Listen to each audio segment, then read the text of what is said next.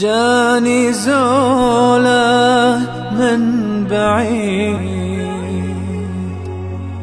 وشفت طيفه في المنام لابس ثوب جديد. بسم الله، الحمد لله والصلاة والسلام على رسول الله وعلى آله وصحبه ومن والاه. This is Abdul Malik Hashmi and you are watching my YouTube channel. For more videos, please subscribe my YouTube channel and leave your comments below. عربی زبان کے قواعد بنیادی طور پر 3 اجزائی کلام یا پارٹس آف اسپیچ پر مشتمل ہوتے ہیں، اور وہ یہ ہیں: اسم،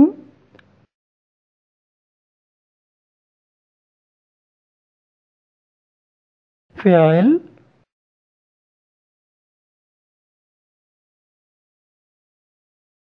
اور حرف. جبکہ دوسری زبانوں میں اجزائی کلام یعنی پارٹس آف اسپیچ کی مختلف تعداد پائی جاتی ہے.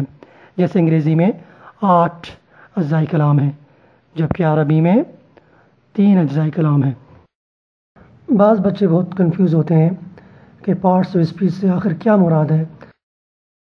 اقسام الکلام یا اجزاء الکلام کا مطلب ہے وہ تمام کلمات یا الفاظ جو ہم روزمرہ کی بول چال یا لکھنے میں ہم استعمال کرتے ہیں، وہ اقسام الکلام یا اجزاء الکلام یا پارٹس آف اسپیچ کہلاتے ہیں.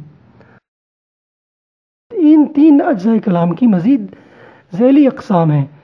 مثلا اسم کے تحت ضمیریں آتی ہیں اور صفات اور ظروف سب اسم کی کیٹیگری میں آتے ہیں.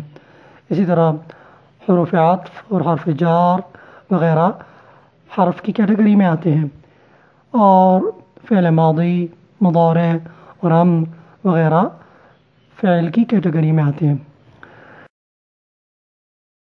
یہ تو تھا مختصر تعارف عربی زبان کے اجزائی کلام یعنی پارٹس آف اسپیچ کا. اب ہم بات کرتے ہیں علم النحو اور علم الصرف کے بارے میں. عربی زبان کے قواعد کو 2 علوم میں تقسیم کیا جاتا ہے. انہیں علم النحو یعنی سنٹیکس اور علم الصرف یعنی مورفولوجی کہتے ہیں. علم النحو وہ علم ہے جس کے ذریعے اسم، فعل اور حرف کی آخری حرف کی حرکت کی تبدیلی کا مطالعہ کیا جاتا ہے. کلمات کے آخری حرف کی حرکات جملے میں موقع یعنی پوزیشن کے اعتبار سے تبدیل ہوتی رہتی ہیں. ایسے کلمات جن کے آخری حرف کی حرکت جملے میں پوزیشن کے اعتبار سے تبدیل ہوتی رہتی ہے انہیں اسماء المعربہ کہتے ہیں. مثال کے طور پر درج ذیل 3 جملوں پر آپ غور کیجئے. مثال کے طور پر پہلا جملہ ہے محمد رسول اللہ، محمد اللہ کے رسول ہیں صلی اللہ علیہ وسلم. دوسرا جملہ دیکھتے ہیں اشہد ان محمدا رسول اللہ، میں گواہی دیتا ہوں کہ محمد صلی اللہ علیہ وسلم اللہ کے رسول ہیں. تیسرا جملہ ہے اللہم صلی علی محمد. ان تینوں مثالوں میں آپ نے دیکھا کہ لفظ محمد کی آخری حرکت تینوں جملے میں مختلف تھی، یعنی محمد، محمدن اور محمدن. علم النحو اسی تبدیلی سے بحث کرتا ہے.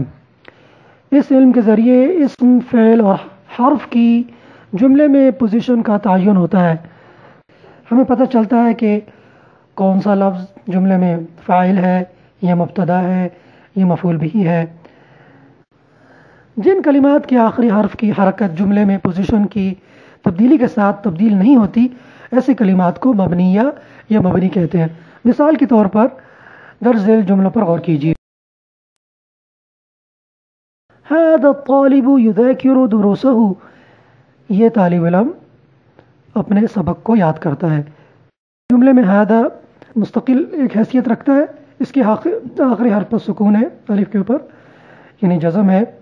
اور ہادہ جملے میں کے درمیان میں اور جملے کے آخر میں تمام حالت میں ہادہ ہی رہے. اس طرح دوسرا جملہ دیکھیے درست فی هذه المدرسہ تھی میں نے اس اسکول میں پڑھا.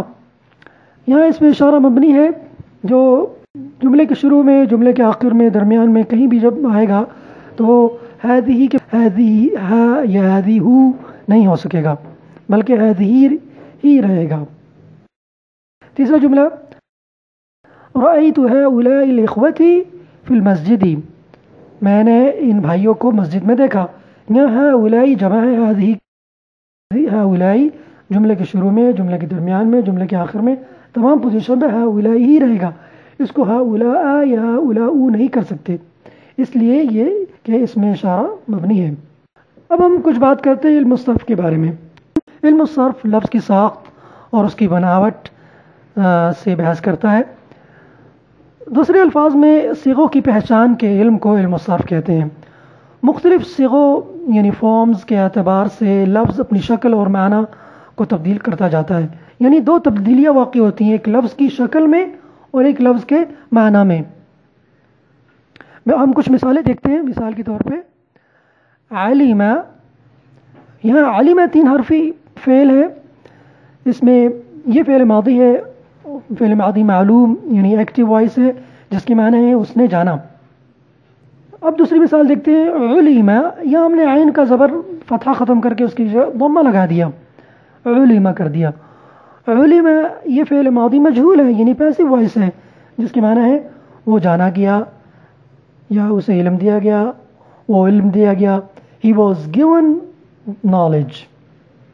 تیسری مثال دیکھتے ہیں علم. اب ہم نے عین کے نیچے زیر لگا دیا اور لام کو ساکن کر دیا اور میم پہ اوپر ہم نے 2 پیش لگا دیے علم. اب یہ اسم بن گیا ہے. یہ اسم ہے جس کے معنی ہے جس کو ہم مصدر بھی کہہ سکتے ہیں. علم جو ہے مصدر بن گیا یعنی ناؤن بن گیا ہے جس کے معنی ہے علم یا جاننا. ایک اور مثال لیتے ہیں علم. عین پر فتح آ گیا لام پر بھی فتح آ گیا اور میم پہ 2 پیش آ گئے یعنی ضمہ کی تنوین. یہ اسم ناؤن ہے جو ذات کی نشاندہی کرتا ہے یعنی جنس کی جس کے معنی ہے جھنڈا. عالم میں ہم نے ایک الف کا اضافہ کر دیا ایک حرف کا اور 2 پیش لگا دیا عالم. اب یہ اسم الفاعل بن گیا یعنی ڈوئر جو کسی کام کو کرنے والے کے بارے میں بتاتا ہے جس کے معنی ہے صاحب علم شخص یا علم والا شخص. آخری مثال دیکھیے یا علم. اب یہاں عین سے پہلے ہم نے یا لگا دیا جو کہ حروف المضارع میں سے یعنی مضارع کے یعنی پریزنٹ ٹینس کے جو علامات عربی زبان میں پائی جاتی ہیں وہ 4 حروف ہیں ان میں سے ایک یا ہے. یا جب عالمہ سے پہلے ہم نے لگایا تو وہ بن گیا یا علم. یہ فعل مضارع یعنی پریزنٹ ٹینس ہے جس کے معنی ہے وہ جانتا ہے. اس طرح ہم نے مختصر اس سبق میں ہم نے مختصر جائزہ لیا کہ علم الصرف اور علم النحو کیا ہے. اگلے دروس میں انشاءاللہ ہم عربی زبان سیکھنا شروع کریں گے. وآخر دعوانا الحمدللہ رب العالمین. إن أعجبك الفيديو لا تنسى الإعجاب والاشتراك في القناة. Subscribe my channel and thank you for watching videos.